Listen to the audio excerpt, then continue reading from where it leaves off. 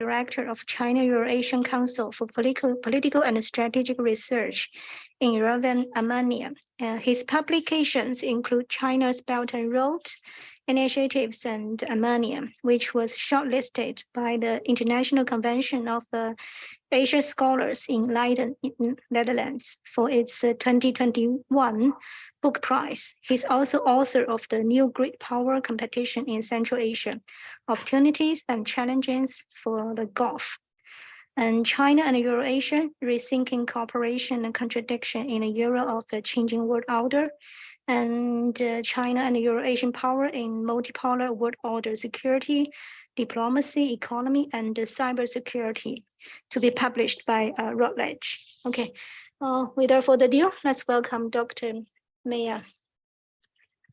Dear all, thank you for coming. At first, I want to thank Professor Li, Chenla, Linda, and Dr. Jun Wang for this invitation. I am very happy to be here, and I want to discuss with you the topic which I researched for these recent years. It is about China's Belt and Road Initiative and Central Asia.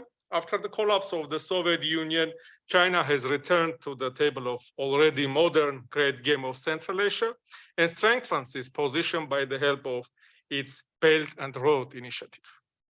China is interested in Central Asia for its geographical important location, as it is connecting east with the west and north with the south. Geoeconomically, China is interested in this region.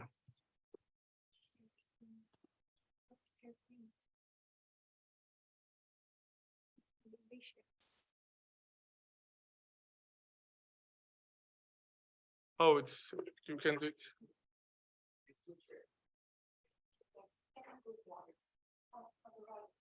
This one? Yeah. All is okay. We share screen or share this? I think it's shared. Okay.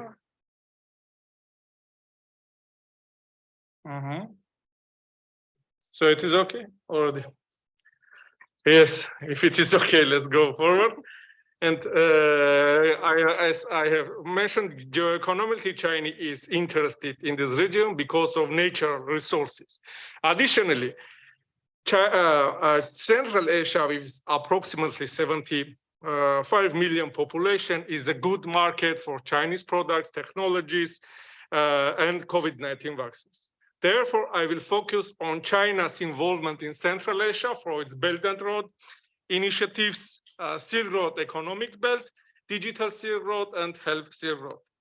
This contribution also considers the role of Beijing in strengthening security of this strategically important region in the framework of Shanghai Cooperation Organization.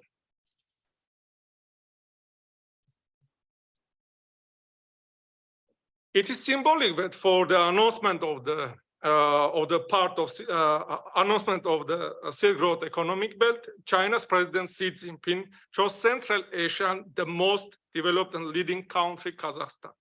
That's on September 7, 2013 in Nazarbayev University, during his speech titled "Work Together to Build Silk Road Economic Belt with Central Asian Countries," President Xi proposed to strengthen policy communication, improve road connectivity by opening up the transportation channel from the Pacific to Baltic Sea. During the aforementioned historical visit to Central Asia, President Xi signed investment and loan agreement with a focus on energy, trade, and infrastructure development. After this visit, China with Central Asian states had activated the construction and development of railroads and highways in the framework of Silk Road Economic Belt, China, Central Asia, Western Asia Economic Corridor, which connects China with the regional countries and stretches towards South Caucasus, Middle East, and Europe.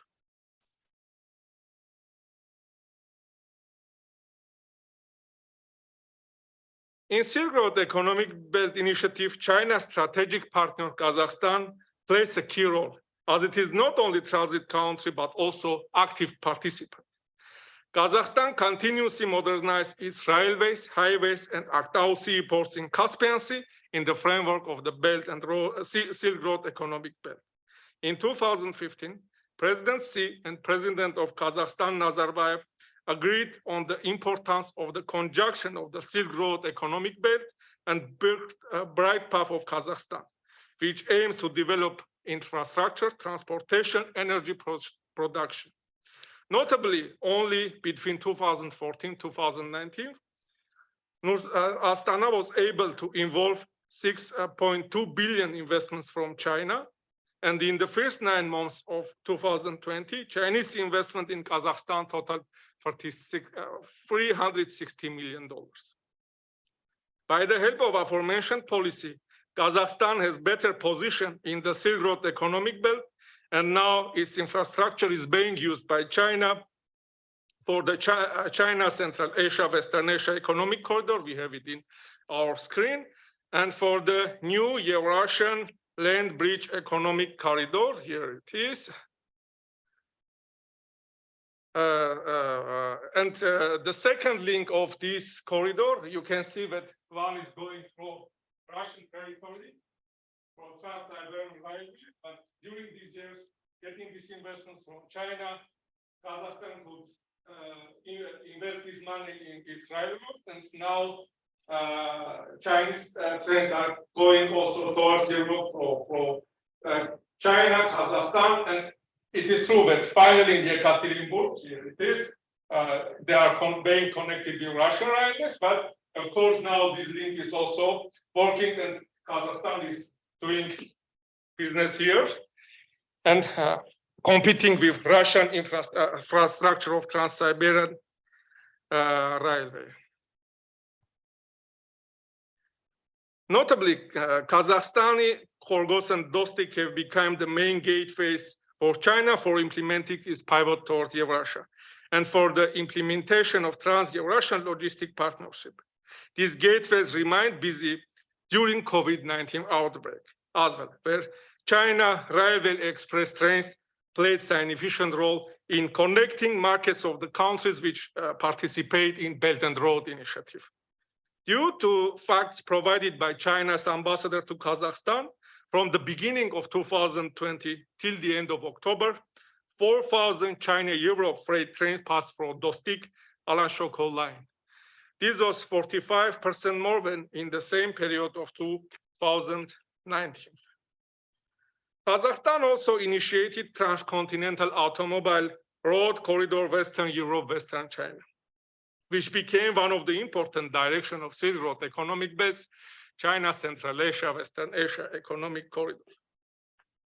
Total length of this automobile corridor is 8,445 kilometers in total, from which 2,243 kilometers pass through Russian territory, 2,787 kilometers are in the territory of Kazakhstan, and 3,425 kilometers are located in China.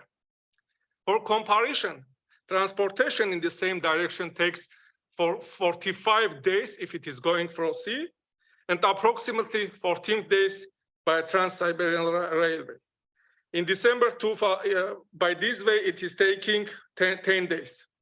In December 2017, China finished the construction of G128 highway in Xinjiang, which connected several highways of Kazakhstan, Kyrgyz and Yangon port.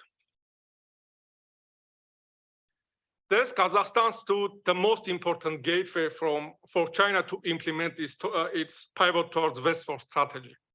Kazakh roads, railroads, and Aktau port in Caspian Sea directly connects Chinese infrastructure with Russian and after European infrastructure, which provides an opportunity to raise trade between China and Europe.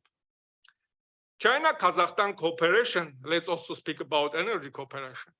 China-Kazakhstan cooperation in energy sphere started before China announced about Belt and Road Initiative.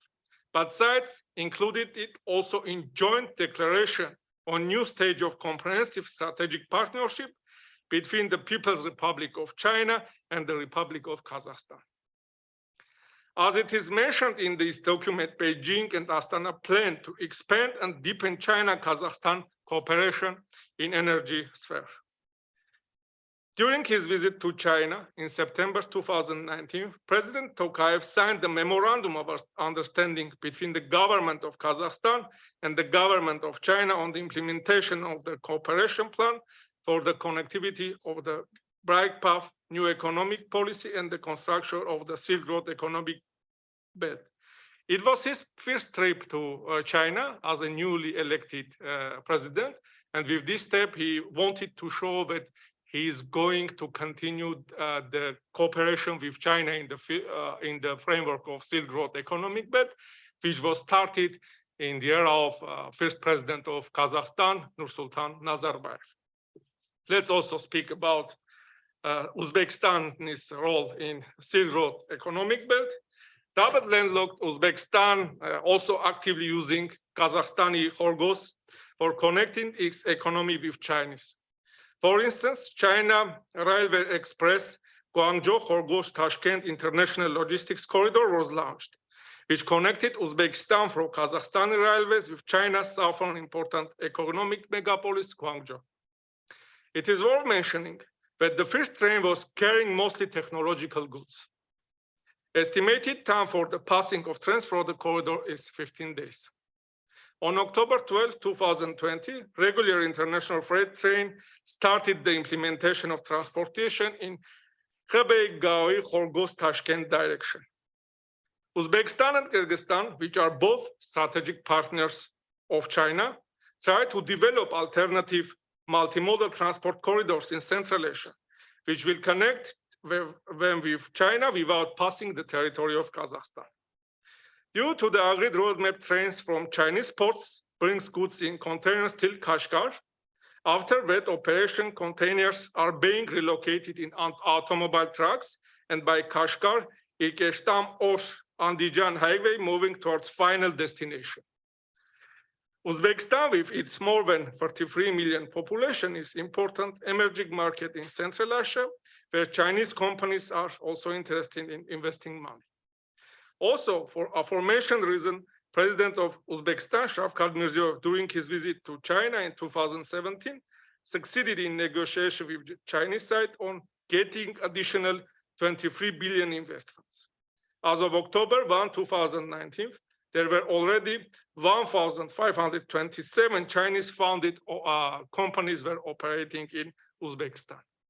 Thus, until 2019, China invested already 8 billion and approximately 3.9 billion only between 2019 and 2021. A huge portion of these investments China provides to Uzbekistan for developing infrastructure under the Belt and Road Initiative. There is a cooperation in the exploration of Uzbek crude oil and gas fields as well. Uzbekistan exports its gas to China from China Central Asia gas pipeline. As we know, there are 3 lines are operating, ABC lines are operating, and Uzbekistan uses all this. There were negotiations also to build the line of Central Asia China gas pipeline, which would transfer gas of Uzbekistan from Tajikistan and Kyrgyzstan to China. But these projects is still not operational. Negotiations are still going on. Let's speak also about Turkmenistani role in Silk Road economic belt.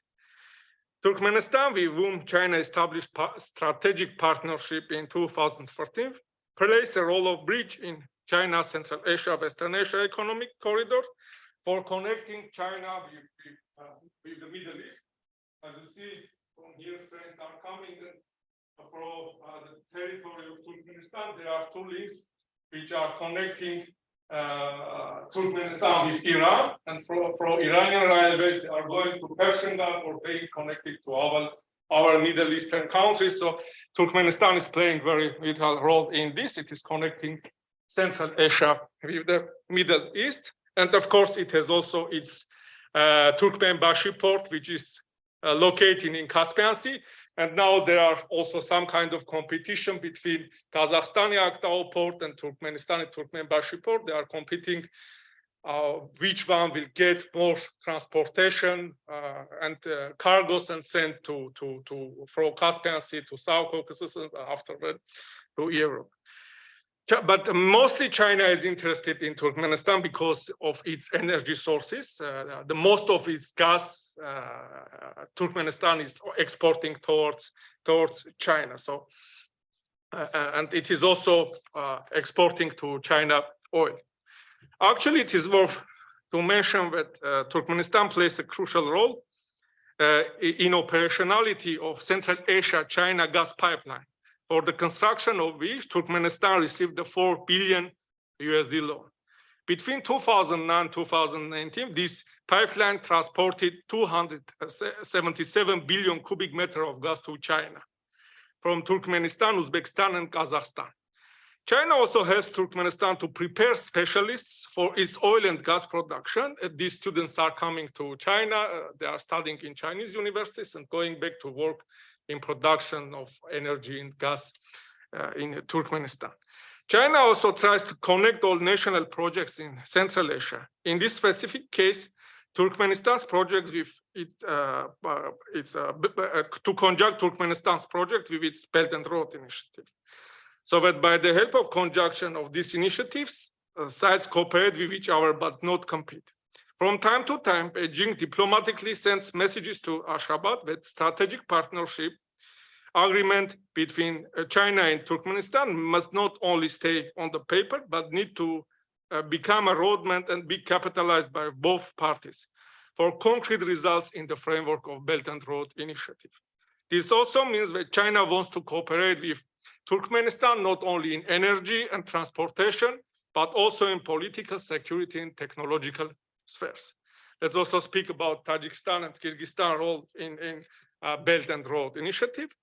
China actively collaborates with Tajikistan as well, with which it also established strategic partnership in 2014. Two states agreed to conjunct China's Belt and Road Initiative and Tajikistan National Development Strategy.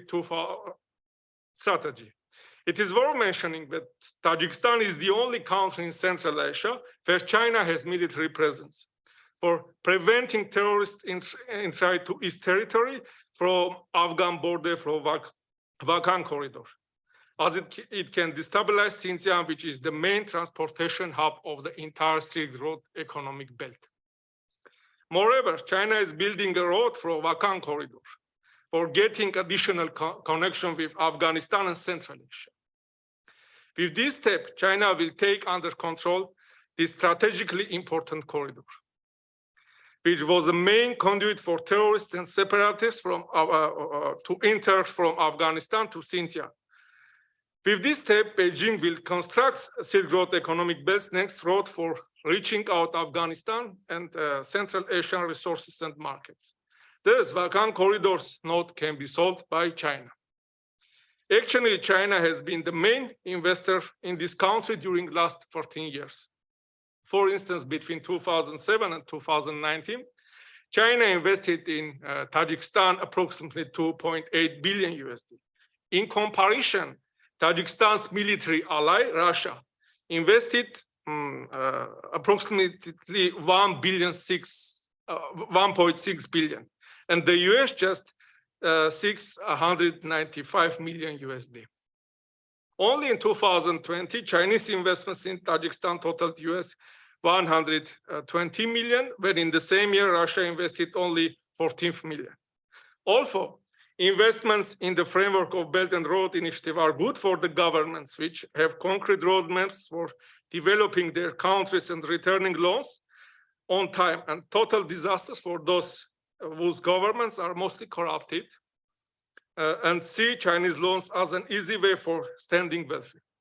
For instance, Kazakhstan took loans from China, and it's invested this for its infrastructure, and now it is getting benefit. But in Tajikistan and Kyrgyzstan part, they took these loans, they used it, and now they have no result, and it is time to return money.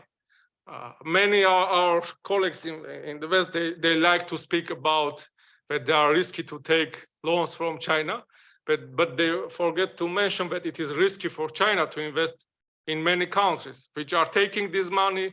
The government is using this money for its own, and they are not using this money appropriately.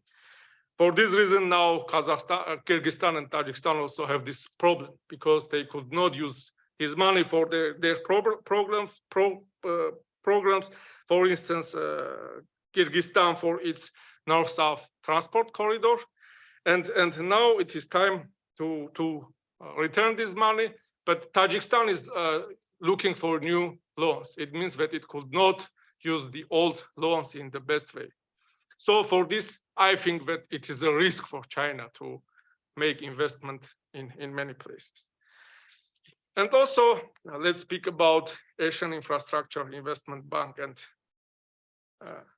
Central Asian states. Kazakhstan, Uzbekistan, Tajikistan, and Kyrgyzstan also became the regional members of the Asian Infrastructure Investment Bank, which China established in 2016 for financing projects of the Belt and Road Initiative. As a result, aforementioned Central Asian states received loans from the Asia Infrastructure Investment Bank for developing their own infrastructure. And after the COVID-19 outbreak, they also got several loans for the improvement of their economic situation. For instance, in 2016, Asian Infrastructure Investment Bank located 27 million loan for Tajikistan's Dushanbe, Uzbekistan border road improvement projects. In 2019, Kazakhstan got a 46 million loan for the bank for constructing a 100 megawatt wind power plant. So, and our countries also get this kind of investments. In some membership of the Asian Infrastructure Investment Bank has provided an opportunity to Kazakhstan, Uzbekistan, Kyrgyzstan to develop their relations with China in multilateral financial organization as well. Let's also speak about Central Asian states and China's Digital Silk Road. Digital Silk Road is one of the important components of Belt and Road Initiative. It is the technological direction of Belt and Road Initiative. Let's speak at first about Kazakhstan. China and Kazakhstan closely cooperate in the framework of Belt and Road Initiative's Digital Silk Road, through which Beijing strives to export its technologies and digital products.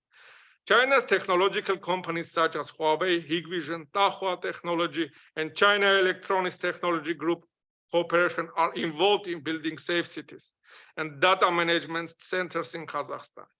Kazakh and Chinese telecommunication companies closely cooperate in producing and providing Internet things and technologies, which are important for digitalization of and progress of Kazakh economy. The development of artificial intelligence, 5G technologies, big data, by the help of China, also provide an opportunity to Kazakhstan to use them for strengthening its security. During his visit to China, President Tokayev visited Hikvision and Alibaba. Beijing and Astana also signed an agreement on the cooperation of the Chinese government to provide supercomputer projects to Kazakhstan, which has become an important symbol of high-tech cooperation between two states. Uzbekistan and China are also developing their cooperation under the auspice of Belt and Road Initiative's Digital Silk Road. Chinese companies such as Huawei, CITIC Group, Coaster Group, ZTE, and Hikvision are playing a major role in their capacities of partners of the government of Uzbekistan. Huawei is the most active one, which also took part in the Tashkent Safe City project and in modernization of the Uzbek National Telecommunication Network. Starting from 2014, China's Youth Hong Kong Telecommunication Company is operating in Uzbek Navoy Special Economic Zone, where it produces different technological products. During his visit to China, President Mirziyoyev had a meeting with Huawei's founder, Ren Zhengfei, for discussing further cooperation in the development of safe cities, electronic governments, and training of high-quality staff for Uzbekistan by the help of Huawei. This proves the fact that in Sino-Uzbek relations, Chinese technological companies play a key role and create their own influence on Uzbekistan. This tendency will extend in future, as in 21st century, in the era of technologies and digitalization. Chinese companies will get an opportunity to spread their influence for their technologies, not only in Uzbekistan, but in the entire Central Asia. China's digital Silk Road is represented in Tajikistan and Kyrgyzstan from Huawei, which is one of the world's leading providers of information and communications technologies and smart devices. It is involved in Dushanbe's Safe City project. For instance, China's companies such as China National Electronic Import and Export Corporation and IZP Group also play a leading role in digitalization and big data collection. In turn, Turkmenistan mostly implements digitalization of its economy by the help of Russian companies. They are mostly working with Russia, but of course, China is during their meetings when Chinese foreign ministers or high-level officials are meeting with Turkmenistani part, they are trying to find ways for strengthening cooperation in technologies and in digitalization as well. Let's also speak about the cooperation in the field of health road.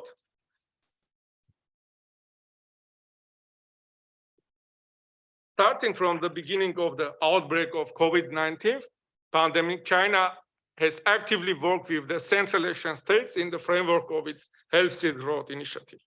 If in 2020, China was supplying to regional states mass tests and medical equipment, in 2021, China actively distributes its vaccines. Beijing implements this policy mostly for the following two reasons.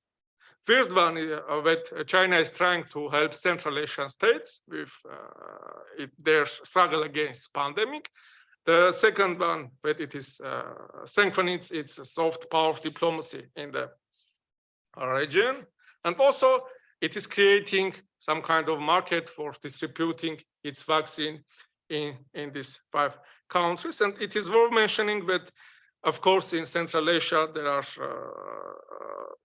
Russian, Western vaccines, but China could also find a good market for it. For instance, Uzbekistan closely cooperates with Anhu, Jife, and Longcom Biopharmaceutical. They jointly produce vaccine, which is called ZFUS VAC 2001. And for instance, Kazakhstan received 500,000 doses of CoronaVac on June 2021. And before that, in the same year, in Samruk ASEAN National Welfare Fund, bought 1 million doses of Hayat vaccine made by Sinopharm in United Arab Emirates. In 2021, Tajikistan in total, as an aid, has received 2 million doses of CoronaVac vaccine from China. In turn, on March 19, 2021, Kyrgyzstan got 150,000 doses of Sinopharm vaccine as a humanitarian aid from China. Further, Kyrgyzstan purchased 2,040,500 doses from China. In sum, Beijing, with its vaccine diplomacy, has secured the place of Chinese vaccines in the markets of Central Asian states, which creates additional opportunities for Chinese medical production in this region. Let's speak about the region and Shanghai Cooperation Organization. As this study stresses, China has economic, political, vital interest in Central Asia. Consequently, Beijing is interested in stability and security in Central Asia. The following question arises: how does China safeguard security of its investments, pipelines in the region, and roads which are running towards Europe, Middle East, and South Caucasus? The main instrument for stabilizing Central Asia remains Shanghai Cooperation Organization, where expect Turkmenistan or regional countries are members with China, Russia, India, Pakistan, and Iran. These organizations' main leaders are China and Russia, which try to keep Central Asia safe and stable, as this region is bordering with both of them and volatile Afghanistan. They agreed to share responsibility in a way that Russia, through Collective Security Treaty Organization and military bilateral alignment treaties with Kazakhstan, Uzbekistan, Tajikistan, and Kyrgyzstan, solve security issues, and in turn, China contributes to the development of the economies of Central Asia. For the Shanghai Cooperation Organization, China and Russia tries to keep region without military bases of the US. For example, Shanghai Cooperation Organization supported the process of the withdrawal of the US military bases from Uzbekistan and Kyrgyzstan. as these air bases were threatening the security of China and Russia. The other threat towards which China and Russia cooperate with other members in the framework of the Shanghai Cooperation Organization is that Muslim fundamentalists do not take power or spread their ideologies in Central Asia. As after this kind of developments, China, Xinjiang, and Russia, North Caucasus, which are mostly populated with and has some historical separatist aspirations, we stand vulnerable. Takeover of the power in Afghanistan by Taliban threatens stability of Central Asia and stands new challenge for Shanghai Cooperation Organization, giving it more importance for all member states, which have their own political, economic, and security interests. And let's speak also about China Central Asia Cooperation Mechanism. China also develops its relation with Central Asian states in multilateral level as well without any other great powers involvement, as it is in the Shanghai Cooperation Organization, where developments are going on under the heavy watch of Moscow. For this reason, China plus Central Asia 5 cooperation mechanism was created. There were 3 meetings in this format, and I think that China wants to find ways with regional states to promote Belt and Road Initiative projects in multilateral level as well. As this kind of strategy will provide an opportunity to China to also play a role and mediator for problems in Central Asia. For instance, last military clashes between Tajikistan and Kyrgyzstan creates risk for Chinese investments under Belt and Road Initiative. China also needs to discuss and find ways for solving Afghan problem with Central Asian states, which are they discussing during these meetings, which can create real obstacles for the implementation of transportation and economic activities under the China Central Asia Western Asia Economic Corridor. And let's draw our conclusions. And in sum, China, through its Belt and Road Initiative, has mostly kept its advancement in Central Asia in pre- and post-COVID-19 eras. Also, the outbreak made some problems for the trade. Due to the COVID-19 outbreak, China reduced the import of the oil at the beginning of 2020, which caused the decrease of Sino-Kazakh, Sino-Uzbek, Sino-Turkmen trade, as these states mostly export oil and gas to China. The reason of the decline of trade between China and Kyrgyzstan, which is not exporting oil to China, explained by the turmoil during Kyrgyz revolution in 2020, because of which China temporarily closed the border, setting a condition to secure safety of its enterprises in exchange for opening and easing the regime of cargo transportation. However, after a several months lockdown, China managed to restore its economy and continue its trade with Central Asian states, adding in this trade also medical equipment and opening prospects of various kinds of vaccine for COVID-19. Governments of the regional states see China as the main source of economic development. Young generation of this region mostly see Chinese language and governmental scholarships as a window of opportunity for studying at Chinese universities and after find work in their countries, because there are many Chinese companies are working. And in this, I also want to mention about Confucius Institute, which is working in different cities of the region. Therefore, China, from its soft power diplomacy, struggling for the hearts of Central Asian young generation. In general, the Silk Road economic belts, China, Central Asia, Western Asia, and new Eurasian economic land bridge economic corridors are good for Central Asian states, as these corridors help them to modernize their railways, highways, ports, oil and gas pipelines, and for them to be connected with Chinese and international markets. Silk Road economic belts, China, Pakistan economic corridor will stand as another important road for Central Asian states for connecting their economies with South Asia and the Middle East, when the railway from Kashgar to Pakistani Gwadar port will be constructed. Kazakhstan will get great benefits as its railways can be used for connecting Arabian Sea with Europe. China, Kyrgyzstan, Uzbekistan corridor can also play a role of bridge, but existence of only highway in this direction will limit quantity of transportation. Now sides are discussing the possibility of building also railway between these three countries. China's digital Silk Road opens new prospects for Central Asian states for developing their technologies by the help of world's second biggest economy, which has achieved remarkable success in research and development and innovations during the last 2 decades. China and Russia have found modus vivendi in choose cooperation over competition in Central Asia.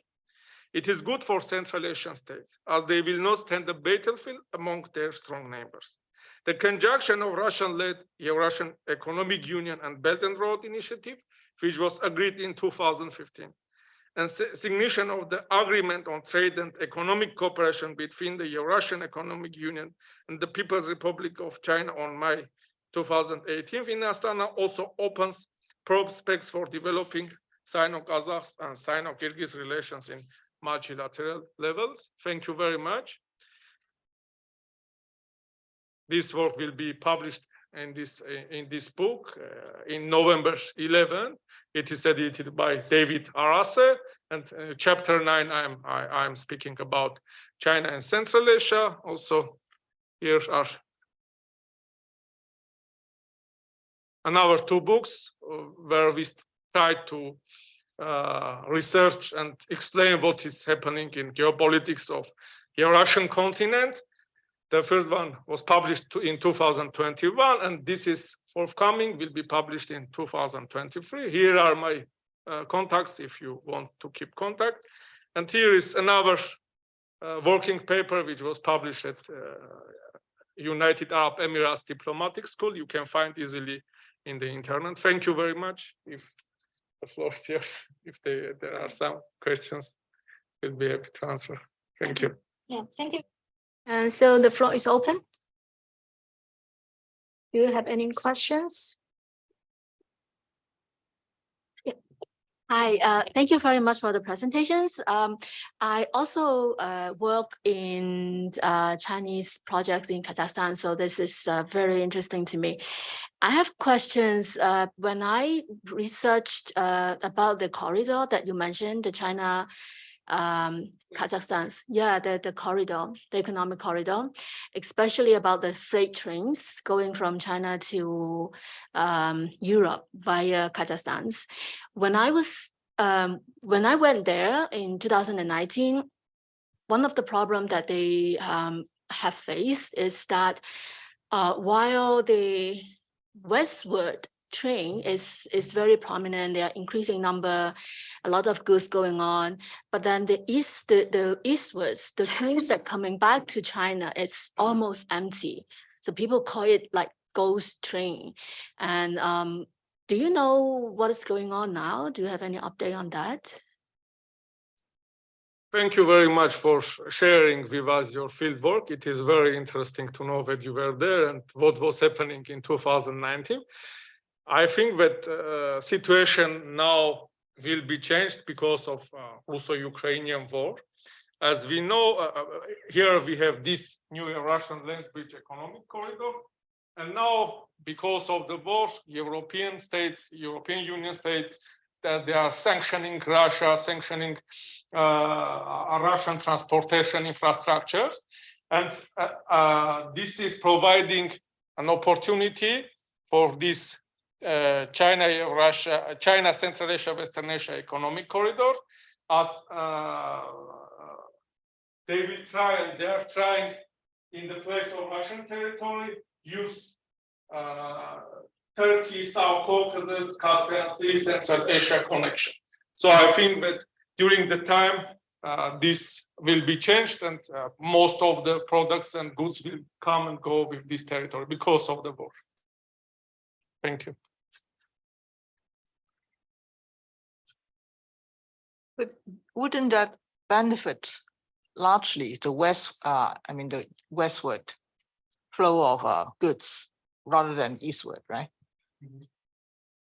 So would it aggravate the lack of balance between the eastward and the westward trade, because previously, we got lots of goods going westward, right, but not eastward. But the impact of the war of Ukraine may make it more serious, the gap, isn't it?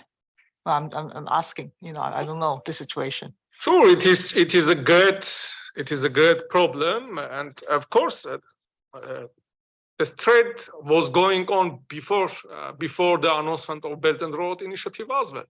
But at that time, it was going mostly for sea, and it is going on. So from west, they are sending goods to east as well. But till this war, they were mostly, what I want to say, they were using the territory of Russia. But of course, this link was not was being used mostly for sending goods towards west. But now, because of this problem, they will shift. They are trying to shift the European states, because not only they putting sanctions, but also Russia is putting sanctions on European Union states and their products as well. They are putting not only on states, on some companies, but on products as well. That these products will not be able to pass through Russian territory.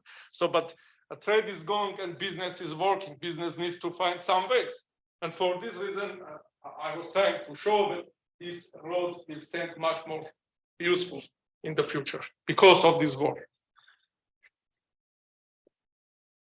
We will have a question at the back.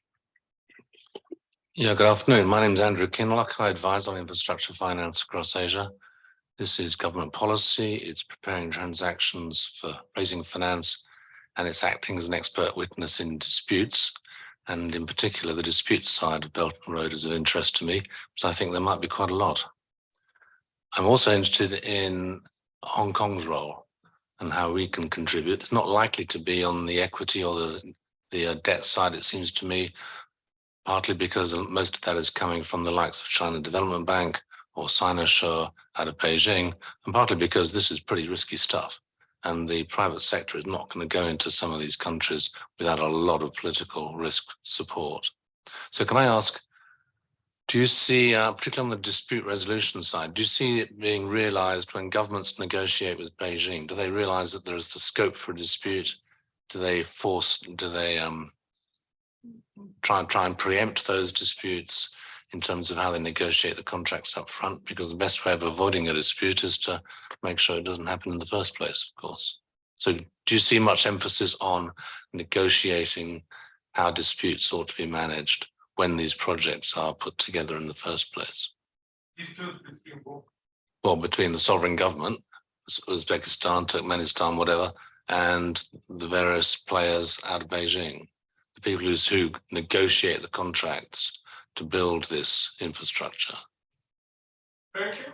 Actually, the infrastructure is already during this time they could build, and this is already worked. All railways in the place, all roads in the place. Only one thing they are trying to build, the railways which will connect China, Kyrgyzstan, and Uzbekistan. As Uzbekistan wants to compete with Kazakhstan, and they want to take some part of this transportation. Of course, governments are playing here the first role. They are trying to be in the first front. They are negotiating all contracts with Chinese side.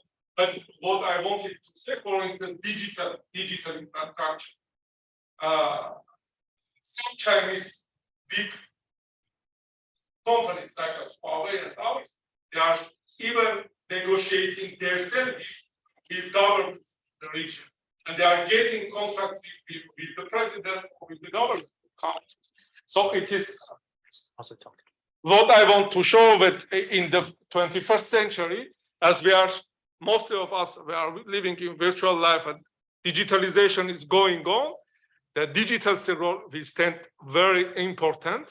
And by this way, Chinese technological companies will play a vital role, and they will get opportunity, and they are using this opportunity to make contracts, to negotiate directly with governments, not only in this region, but in our other regions, for instance, Middle East, for instance, South Caucasus, etc. I do see that. Building the railway in the first place is a major achievement. Particularly, we don't need to worry about who's there in the way. But are these projects paying their way? Are they generating sufficient cash to repay the debt that came from China Exim, or is it all going to be a way of purchasing influence, and quite an expensive one? For financing Belt and Road Initiative, China established Asian Infrastructure Investment Bank. No. But that operates on the same principles as does the World Bank or the Asian Development Bank. They've been very keen to distinguish themselves from China Development. I'm trying to answer. Sorry. For financing Belt and Road Initiative and for financing all this infrastructure, railroads, roads, and digital infrastructures, China established Asian Infrastructure Investment Bank 1, Silk Road Foundation 2, and also several banks are working very active. So, for instance, in Tajikistan case, it is not China's government which is giving these loans for creating infrastructures, but Chinese banks are very active. I have mentioned about technological companies, but Chinese banks, they are also starting negotiations with regional states, getting contracts and sending these loans and providing these loans. But with this routing, with this scheme, they are financing the infrastructure which is being built. Yeah, that's the easy bit. The difficult bit is getting it repaid. That's why the war may be benefiting. Balance book. But just because I want to have some follow-up question on what Andrew said. My name is Behzad. Actually, I'm a business consultant, and I have been actively involved in businesses in the Belt and Road countries. And I had a privilege to work with Professor Lee in the past on different projects, including the Cambodian one. First of all, some comment, and of course, I want to follow up that question. Of course, dispute resolution happened, and I think you cannot avoid any dispute. To, let's say, in an infrastructure investment project, we cannot just, it's not promising, and I think Andrew's right that there would be some mechanism to actually allow this to, of course, resolve if there's a dispute. And that was your question, rather than to be, of course, thinking that everything would be perfect in the long term. But my question also go to the digital infrastructure, and I saw your research is on the security, cybersecurity, and of course Silk Road, digital Silk Road. What about the data? Basically, we have so many members. How would be the data sharing? And I see again, just 2 weeks ago we had this Hong Kong Arbitration Center talking about the data protection law in China, which is introduced, and I think make it very difficult. Let's say Hong Kong want to be an arbitration center for, let's say, dispute resolution. Then accessing the data, it go through a lot of challenges from China. Let's say you have to get the foreign ministry to approve the data to come out, let's say, to help the dispute settlement. So, and of course, in that context of digital Silk Road or digital Belt and Road, there would be a lot of data sharing. And what would be in terms of security and data protection? Are we going to practice, of course, the same standard everywhere across the whole Belt and Road countries, or would be a double standard? That's my key question. Thank you. Thank you very much for your question. There is no regulation for all Belt and Road Initiative states because it is many states are participating, but actually Russia and China are trying to make some kind of law and put it in the UN, but of course there are some problems. And now during the Samarkand meeting, last meetings, they were trying to put something about data protection in their Samarkand declaration. They have some kind of this point, and it can stand some kind of platform, not for all states, but maybe Shanghai Cooperation Organization. Even it is very hard to say, because if we are speaking about Central Asian states, for instance, Kyrgyzstan and Kazakhstan also are members, or Tajikistan also collective security treaty organization members, if they can find some ways with Russia and China, and Iran maybe also can join, but we have also India there, which is playing our role. It has another vision on cybersecurity, data protection, and our things. So it is very hard. It is very hard question, and I think that it is already the regulation.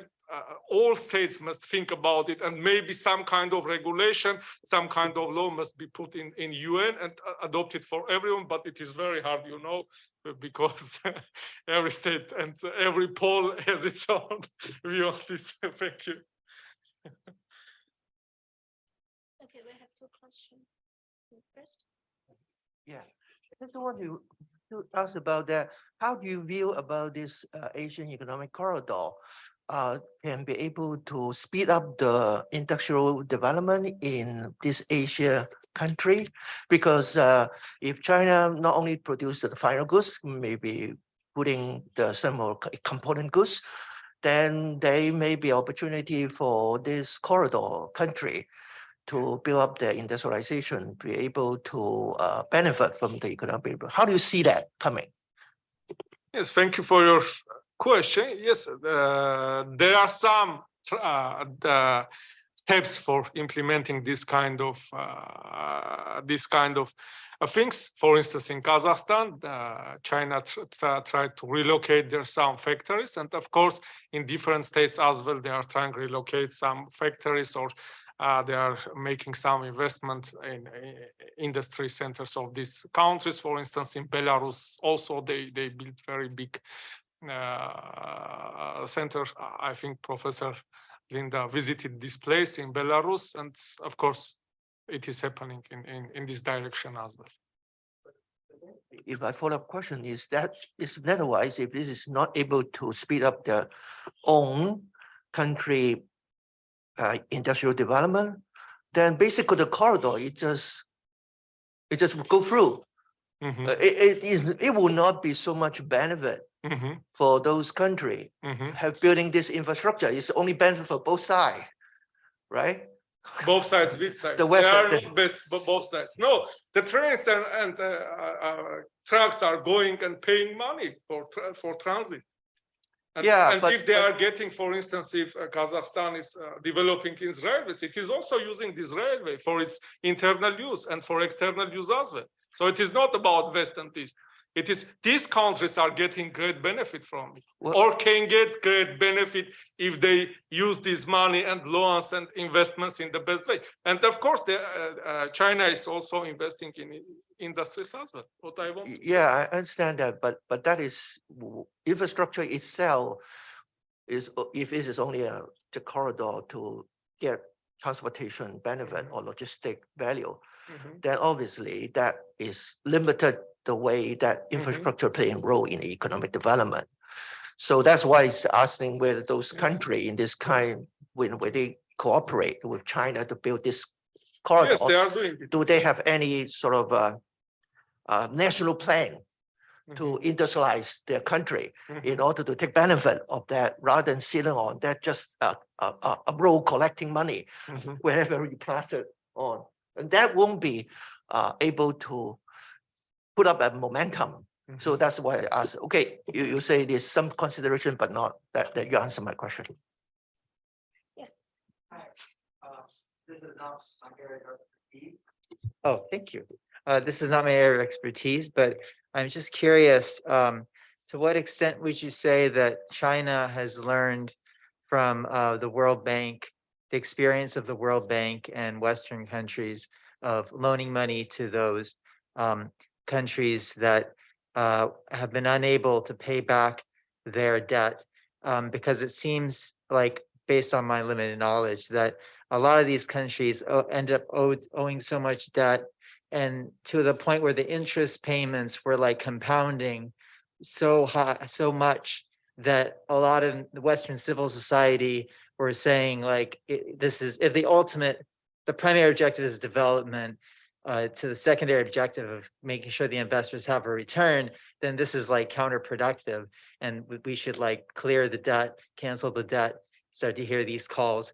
So, I mean, I'm just curious about, from what you know, what goes on amongst the people in power in China who have discussions about this and looked at what, there's different styles of, obviously, of investing between China and the Western countries, but what have they learned and are they learning through this process, given to where the point we are now?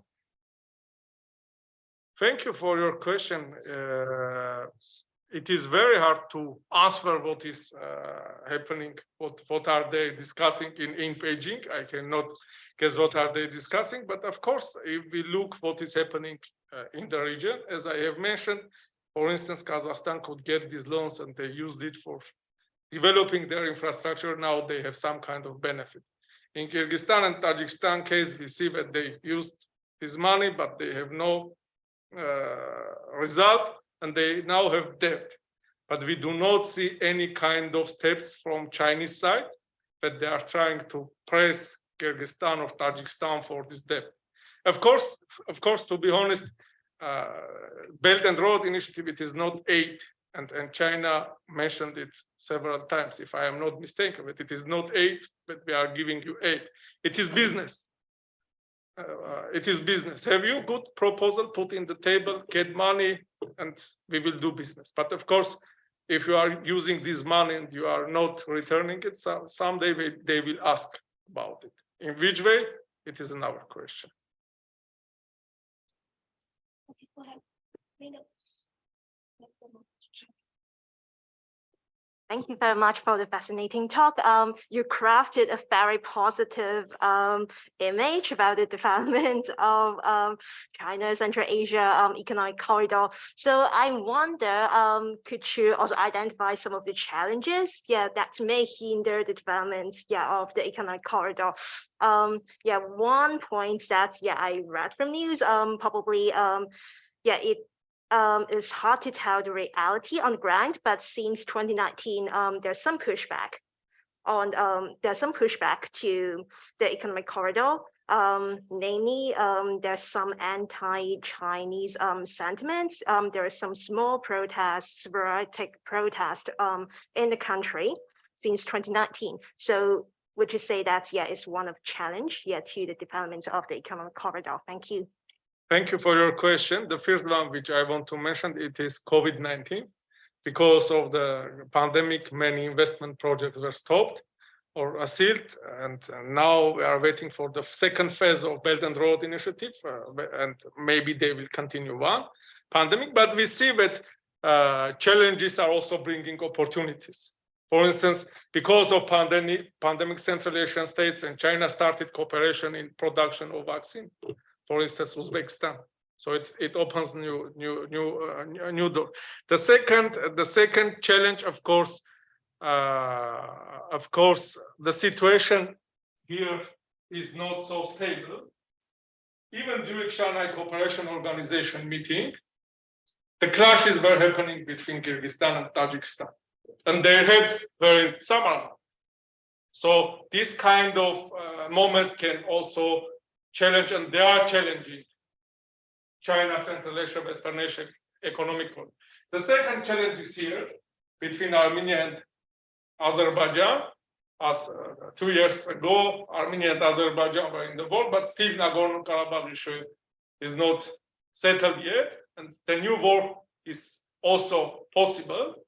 But on the other hand, it is also possible that these two states finds way for resolving the problem, and new road will be open from Azerbaijan, Armenia, and Turkey. So it is also possible. Challenge and opportunity. They are also working together. And yes, I will mention these challenges. Linda, you have follow-up? Yes, actually, mine is a follow-up questions. Because I think, well, these are grand schemes, right? And it's good to know that at least some of them are up and running. So they are not still on the drawing board. I think the important thing, especially since money has been spent on the construction of those projects. So obviously, we are interested to know what happens, what is happening now, what has been the impact, how do these various countries along the corridor benefit from the projects? Okay, look at maybe the highway or the railway. Okay, just look at these two maybe. And maybe what are the others, right? So I think Victor asked whether they stimulated some industrial developments. I think there might be some, right? I think, you know, we will be interested to know a bit more about you know, I think those areas, that is what's happening on the ground in those countries in terms of impacts arising from these infrastructure projects. The main result of all this, but the infrastructure is in the place. This corridor is working. The other thing is how these states and China will use it in the future. It is the main, but that infrastructure is in the place, roads, railroads in the place, digital infrastructure is also being developed. It is already fact. I have mentioned several other results as well. For instance, factories of vaccine production in the region or in Uzbekistan as well. And there were a project about 56 Chinese factories. They were going to relocate in Kazakhstan. The process was had some kind of problems because COVID-19, but they are doing this work. But it is, of course, there is a need after the 20th meeting.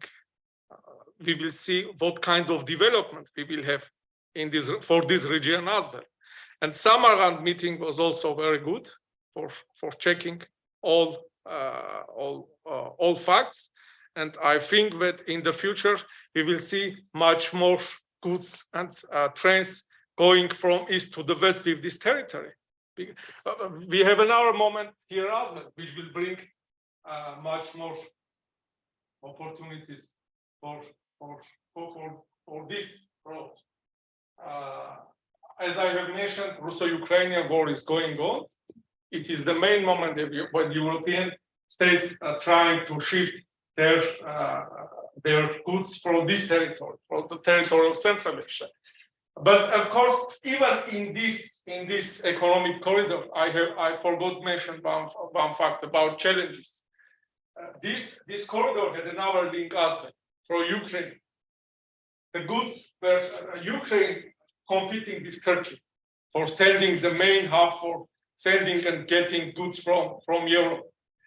They were trying to get goods from European countries which were not going to use Russian territory even before war of this year.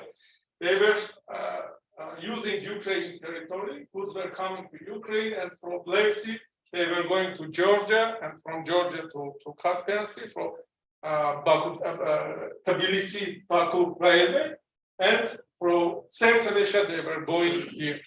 Now, because of the war and because of the fact that these Ukrainian ports are under heavy attack of Russia, or some of these ports under Russian control, of course, Ukraine is not more competing with Turkish ports.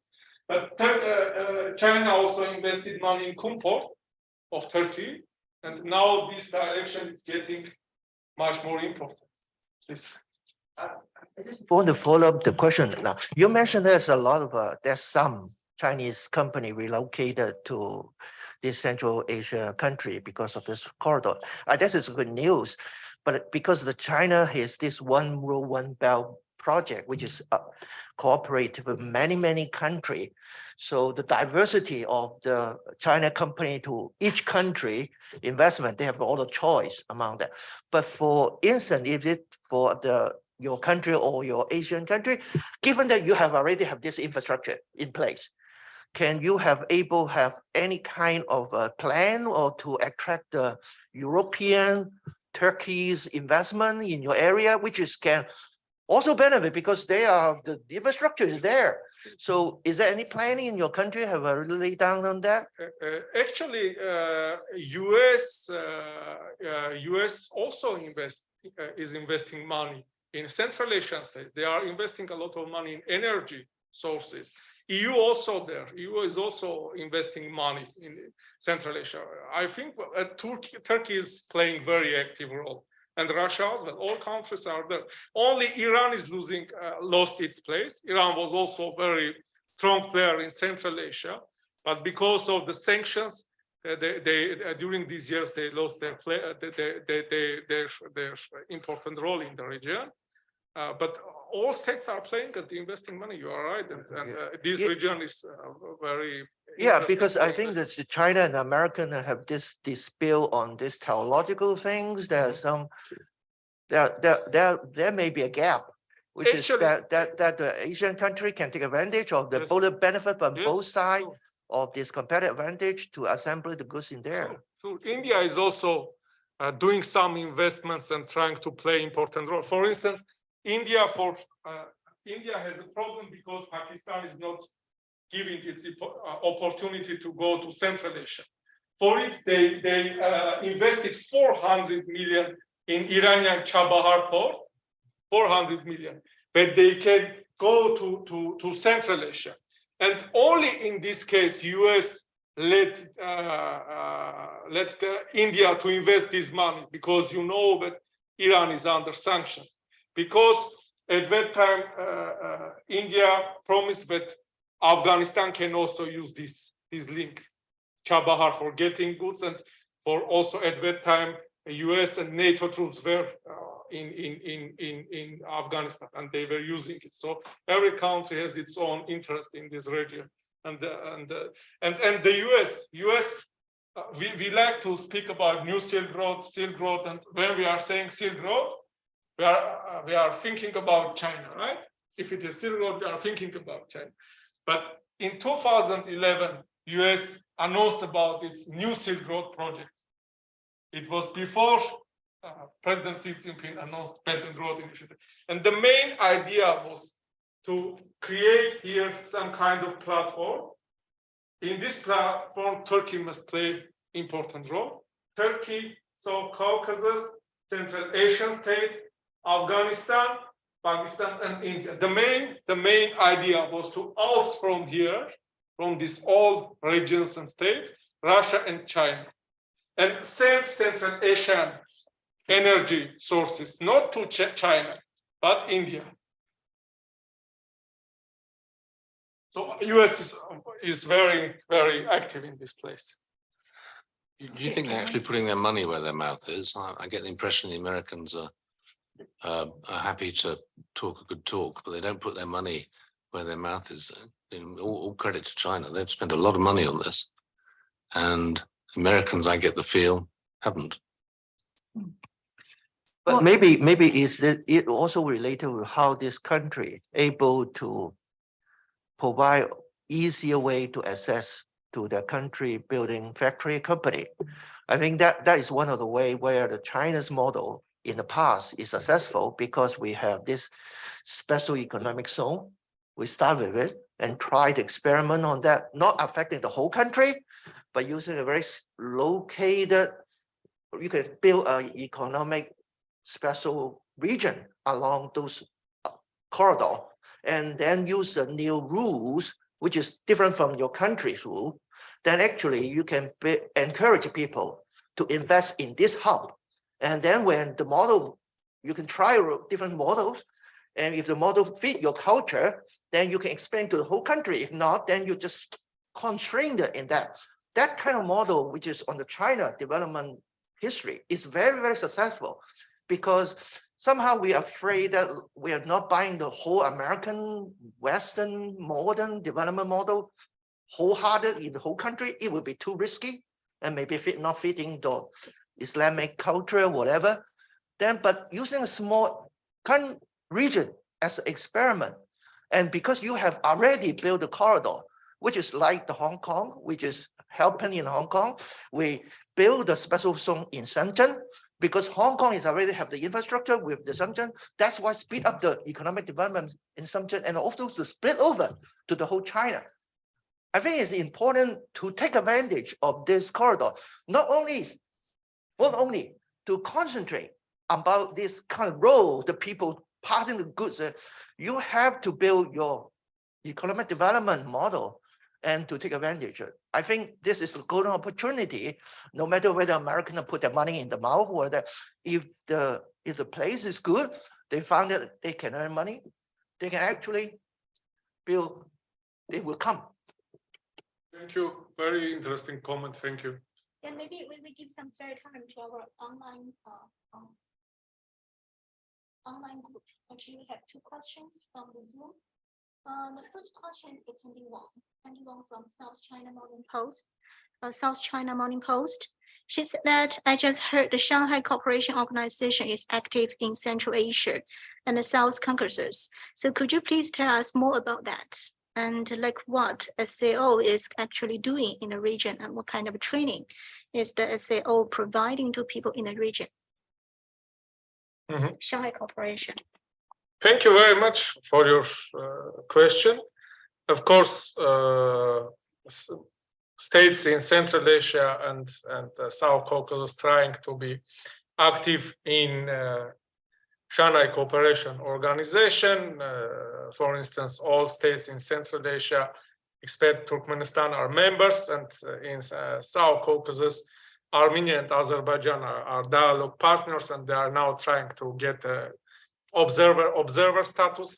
At first, I want to mention what Shanghai Cooperation Organization is about: security and stability. Its main role to secure and stabilize Central Asia, South Caucasus, and of course, the fact that the U.S. troops withdrew from Afghanistan, it is also making some kind of problems for Shanghai Cooperation Organization. But I think that it is some kind of opportunity for Shanghai Cooperation Organizations as well, because it is also a great platform for states, for Asian states, to find solutions for their problems.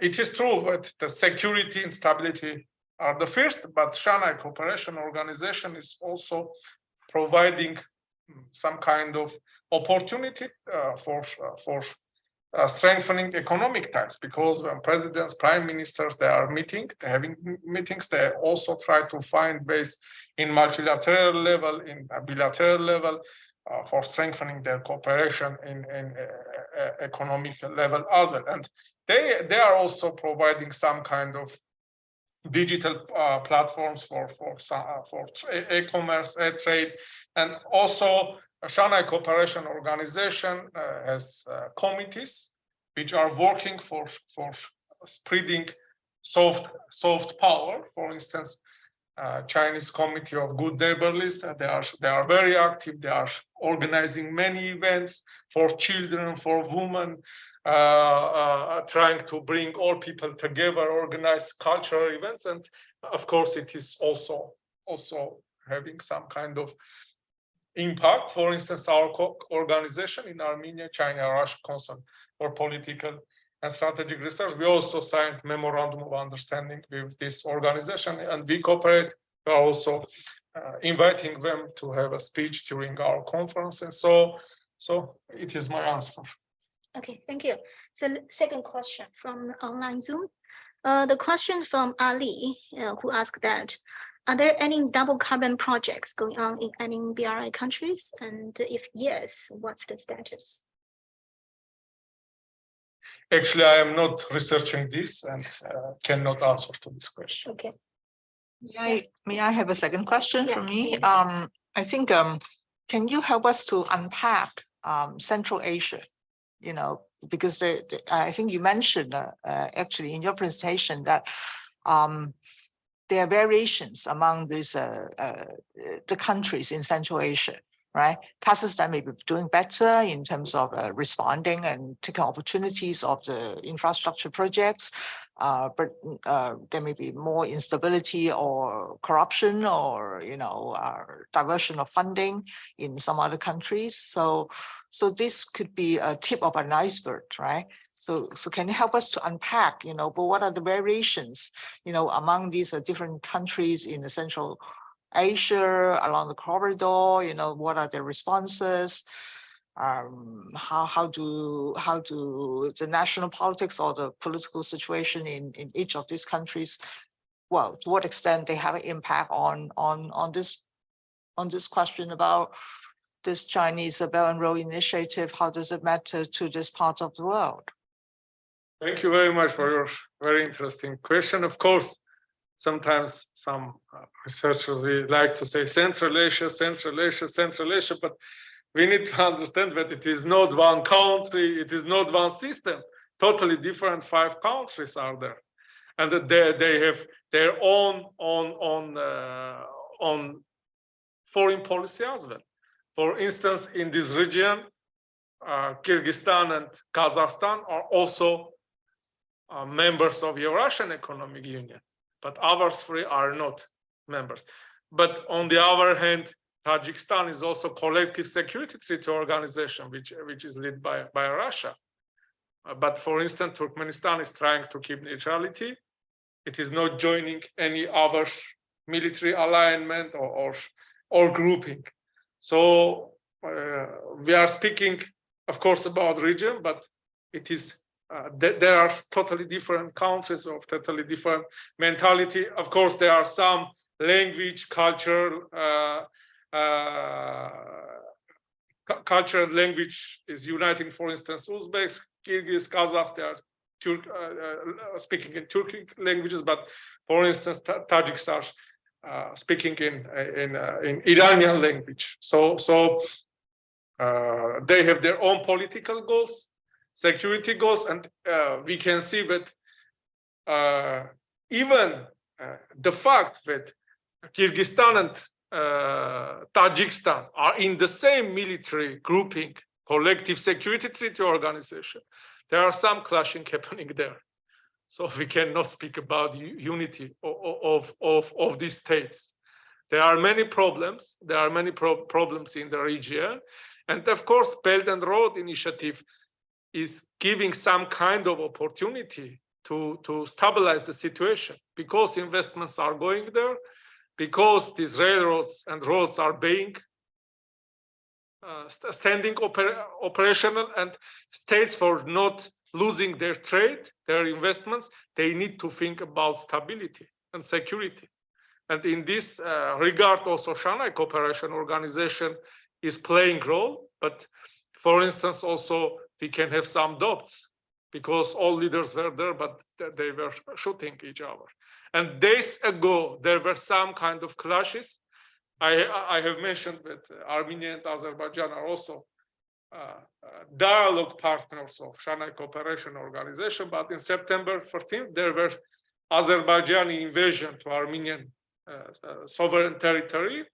And even after that, Azerbaijani president was there, very happy, but 300 people died there. Of course, Armenian prime minister didn't went there because it was some kind of tragedy for Armenia. But what I want to say that here we have different states with different policies, with different problems. But what I want to show that Belt and Road Initiative, as it is making some connections between states, can help to have some kind of peace and stability in the region. So question is that we know that we in the 70s, we see that there are a lot of conflicts or instability in Southeast Asia, which is in Vietnam, Southeast Asia, yeah. Cambodia and Thailand, or whatever. Those are the time when the superpower playing politics in this age region. But then from the 80s onward, then those countries are getting more and more working on the economic development and be established the ASEAN country as the dialogue platform to resolve their dispute. Do you see this happening in Asian country? Or is it, you see, well, no way. because because we don't know much about the historical legacy of this conflict. So that's I just want you are the expert in this area. Just want to know Yeah. because we are talking about 10 years on horizon or Yes, not yes. in the future. Yeah, may we collect a number of questions first, just because of time? Okay, that lady over. And Wendy, he was please.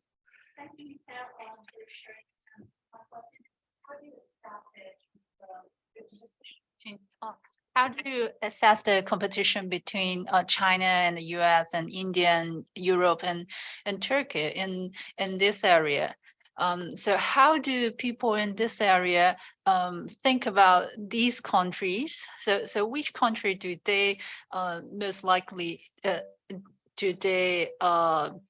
most likely to work with, and is China the most competitive country among these countries? Thank you.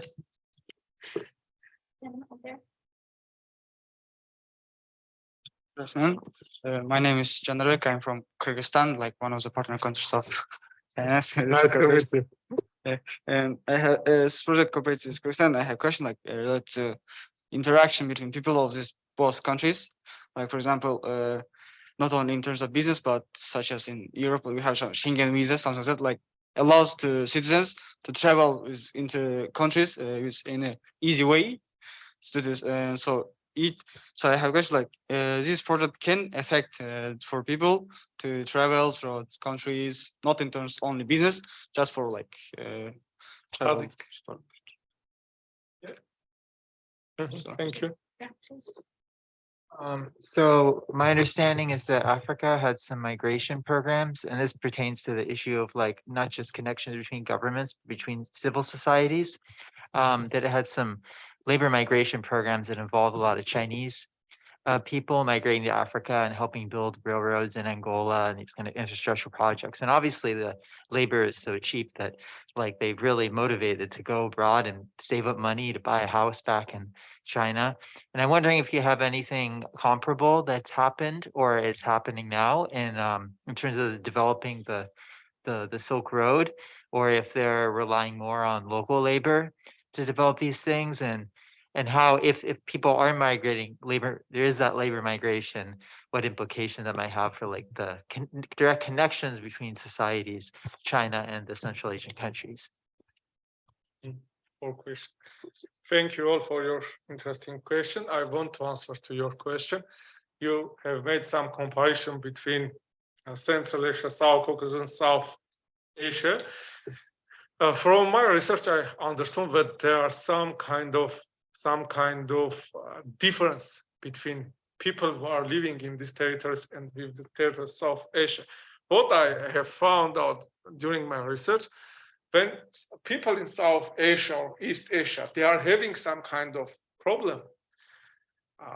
They are keeping political moment separate from economic moment. If I am mistaken, please correct me because you know better.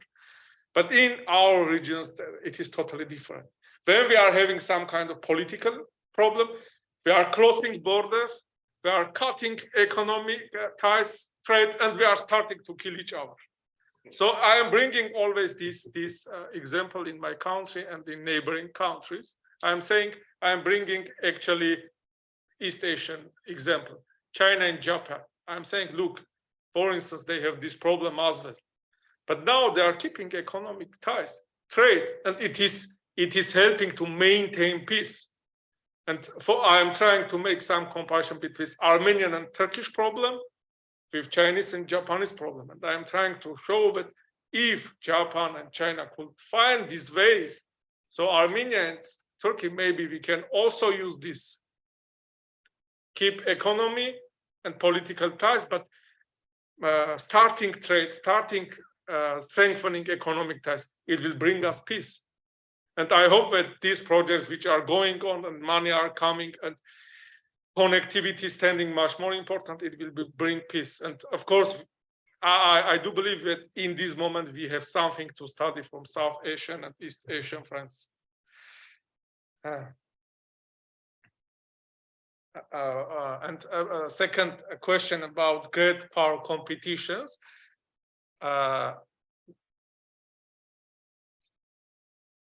I have wrote about this in this working paper for United Arab Emirates. I can send you. I tried to bring all examples. Actually, in this region, Russia still has its own very strong position, and Moscow, of course, it thinks that it is some kind of the sphere of its own influence, and it has its Eurasian Economic Union, Collective Security Treaty Organization, which are very strongly working here. And of course, in security reasons, for instance, last year we had this year, so in Kazakhstan problem, the Collective Security Treaty Organization said its rules for stabilizing the conflict and situation in Kazakhstan. And of course, but China is doing a lot of investments, and this economic influence will bring also political influence in the future, and it is bringing. Turkey has its own role in this region because, as I have mentioned, 4 countries have cultural and traditional ties with Turkey, and they have created many organizations with Turkey. And of course, Turkey has its own soft power here. And about Iran, if I am not mistaken, I have told about that Iran lost its place, and because of sanctions, and because of the moment that, you know, the heads of heads of the Central Asian states, they are not religious people, and when Iran, some kind of Iranian leaders or generals, they are speaking about export of Islamic revolutions, it is making problem for Central Asian states, you know, for cooperation with Iran, and they are trying to keep in a limited way their cooperation with Iran. What else? India, as I have mentioned, they are trying to strengthen their relations with Central Asia. They also started, maybe, you know, years ago, Iran, Russia, in 2002, actually, Russia, Iran, India, they started their international north-south transport corridor. This kind of, and India is trying to make some roads to Central Asia as well. And Japan and Korea are also they are making some investments. They are trying to play a role in this region. About people-to-people contact from our friend from Kyrgyzstan. Of course, you are also studying here. Maybe you will tell us your story, how you came here. But of course, China is providing, maybe, you know, a lot of scholarships for Central Asian states. And the Confucius Institutes are very popular in your country as well. I have friends who are involved in these institutions. Especially, I'm from like south country, the south part of our country, which is also like main region of this Belt and Road. It's Osh, as you said, and we also, as you said, like we have some scholarships or universities and like Chinese in our cities. And I'm currently studying at CTU, like second year student, but so I was just more interested in some kind of political relationship between countries. And so like, and this one was, you know, interesting stuff also. Nice to meet you. Thank you. Thank you. And about labor movement, of course, China, for some kind of works, if they are building some railways and others, they have labor who knows how to work, engineers and others, they are inviting from China. There are some labor force which is from China, which is moving to Central Asia, working there, but they are also using locals for this all work.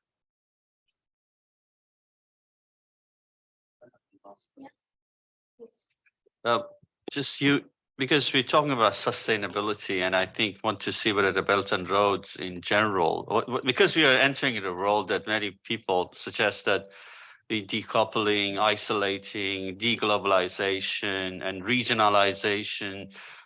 Do you see any challenges ahead for the Belt and Road, especially because Central Asia, I think, deserve a lot of development. I believe is probably last frontier in Asia that need to have a lot of infrastructure, lots of development. Do you think it's going to affect? And of course, we know that the GDP growth of China not as significant as in the past. going to affect the sustainability of the Belt and Road project, specifically on the Central Asia, or and also, as you said, the incumbent competition, and also, you know, the own interests of, let's say, private sector. They want to go by themselves instead of going to under the Belt and Road banner. I've seen, for example, a Hong Kong company that, let's say, in proximity of Gwadar port, they have their own port operating very independent. Do they need to, of course, declare as a Belt and Road Initiative project, or let's say, as you say, I see Indian project in India taking the public fund, let's say AIIB fund, to finance their project. So do you think this gonna actually take the fund away from the project in Central Asia? This is all the challenges I'm thinking ahead. Thank you very much for this complex question. Of course, changing world order is bringing some challenges for this countries as well, because great powers competition is going on, different countries with their different projects. And of course, Russo-Ukrainian war is also making problems for these countries. From security, it is making for security issues, economic issues, because they are also very connected with Russian economy, and Russian economy is going down. It is making for them problem one. As I have mentioned, Kazakhstan and Kyrgyzstan also the members of the Russian Economic Union. Russia is the biggest economy of the Russian Economic Union. As it has problems, it is going also to another members of the Russian Economic Union. And there is also migration problem, because thousands Russians are coming to the region. It is also creating some kind of problems for the region, but of course also opportunities as well, because these Russian people, they are coming, bringing money, bringing ideas, bringing their companies. For instance, I can say in example of Armenia, that many Russians came to Armenia and they brought there some investments, they moved their companies, and we have some kind of economic growth as well. So challenges with opportunities, they are going forward together. But of course, changing world order, and we are not already in unipolar world order, and it is going to multipolar world order, about which we try to write in this book, uniting different authors from Armenia, Turkey, Austria, Spain, Italy, Bangladesh, China. So we try to find ways and introduce it. And it is the main problem that one day maybe these countries will need to choose between competing powers. What it will bring for them, of course, it is not good for them, because when they are not choosing, they are having opportunity to get investment from the West, to get investment from China, Russia, India, and others. But as we see, this power competition is going its final stage. Decoupling is happening between China and US. We are witnessing even some kind of nuclear challenge in the world. So all these developments are creating challenges for the regional states. Okay, because of the time, I think we are already behind the schedule. Perhaps you have some final words? No, thank you. I won't thank you. Thank you for invitation, and thank you for your very interesting questions, criticisms, and comments.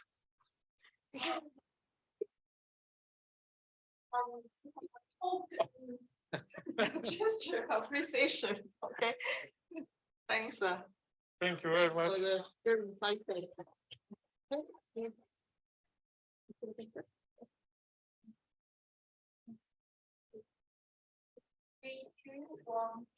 Very good. And Wendy also.